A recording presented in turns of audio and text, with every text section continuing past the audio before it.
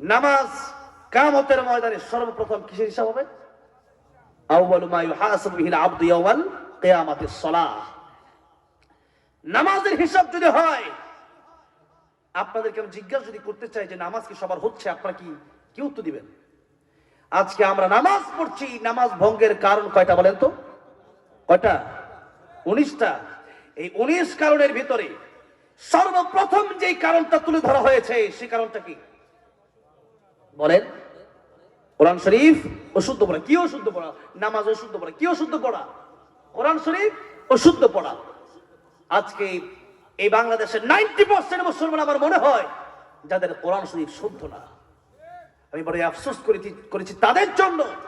এই দেশে আপনারা তো শুধু লেবাস দেখলে হুজুর মনে করেন। ওই যে একটা পুলিশ ধরতে গেছে, এতদিন পর্যন্ত স্বৈরাচারের 5টা ধূসর ছিল, 5টা গোলাপ ছিল যারা, এদের মধ্যে একটা হলো সেই তাহেরি ভণ্ড।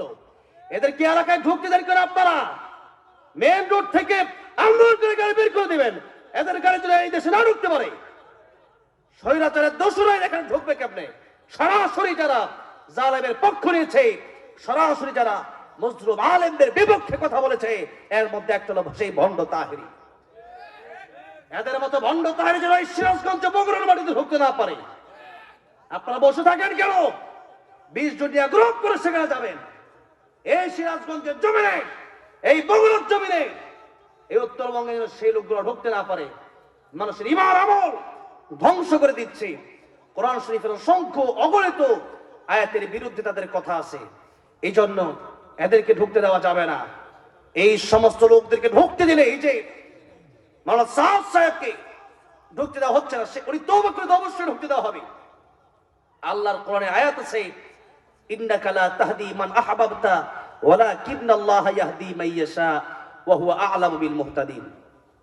এই যে কোরআন শরীফ বিরোধী যারা কথা বলে, এই যে তাহের কথা আমি এই জন্য ছালাম যে কোরআন শরীফ শুদ্ধ হয় না তাদের এই সমস্ত বক্তারা। আমি গত পরশুদিন দেখলাম যে এক লোক এতদিন পর্যন্ত বাংলা অঙ্ক ইংরেজি শিখেছে, সে তার মতো মাস্টার সাথে কমপ্লিট করেছে, কিন্তু হুট করে পাঞ্জাবি পরে দেখলাম ওয়াজ করতেছে। আমি বললাম মানে কি? বললো পাঞ্জাবি পড়ছি। আর পাঞ্জাবি পড়লে কি হুজুর হওয়া যায় নাকি? 15 বছর 20 বছর পড়ালেখা করার পরে এখনো মনে হয় কিছু শিখতে পারি নাই। আর তারা এতদিন পর্যন্ত বাংলা অঙ্ক ইংরেজি, কোরআন শরীফে শুদ্ধ না, সে এসে ওয়াজ করার জন্য। কোরআন শরীফ যা শুদ্ধ না, সে কি ওয়াজ করবে? তার নামাজ হয় না। আজকে মানে পাঞ্জাবি পড়লে জুব্বা তো আমি সৌদি আরব গিয়ে দেখছি, কাতারে গিয়ে দেখছি, দুবাই গেছি, সেই সবগুলো দেশে আমি দেখে আসছি যেখানে আমার সবাই জুব্বা পরে। ইমান থাক আর না থাক সবাই জুব্বা পরে। সবাই কি পরে? জুব্বা পরে। এখন জুব্বা পরে মানে কি ইমানদার? এরপরে দাড়ি বড় বড় থাকলে কি ইমানদার? রবীন্দ্রনাথ ঠাকুর দাড়ি ছিল না? কেমন দাড়ি ছিল? দাড়ি মূল সব একসাথে ছিল। মুড়ি খাইতে কোন জায়গায় আল্লাহ জানে। এত বড় দাড়ি, অনেকের তো এত বড় দাড়ি হয়নি এখন। তার মানে কি সে জান্নাতে চলে গেছে নাকি? তাহলে এই উপর দিয়া দেখানোর মাধ্যমে কিন্তু একজন সত্যিকারের ইমানদার, সত্যিকারের আলেম হওয়া যায় না। হযরতে বেলাল রাদিয়াল্লাহু আনহু উপর দিয়া কালো, কিন্তু তার অন্তরটা বড় ভালো। লুকমান হাকিম, যার নামে আল্লাহ সূরা নাযিল করলেন, লুকমান হাকিম তার কথাগুলো আল্লাহ রাব্বুল আলামিন কোরআন শরীফে তুলে ধরলেন। সেই লুকমান হাকিম কালো না ফর্সা? কালো। ধনী না গরিব? গরিব, রাখাল। সেই লুকমান হাকিমের নামে আল্লাহ একটা সূরা কোরআন শরীফে নাযিল করে দিয়েছেন। লোকটা বড় কালো, কিন্তু তার অন্তরটা বড় ভালো। নবী বলেন আত্তাকওয়া হাহুনা, আত্তাকওয়া হাহুনা, আত্তাকওয়া হাহুনা। এটা অন্তরের ব্যাপার। অন্তরে আছে মানে যে বাইরে দেখে কিছু থাকবে না তা না। অন্তরে আছে মানে বাহিরে তো প্রকাশ হবেই। তার মানে এরকম না যে বাহিরে লেবাস পরলাম খুব ভালো, কিন্তু ভিতরটা আমাদের এখন সবচেয়ে বেশি কালো।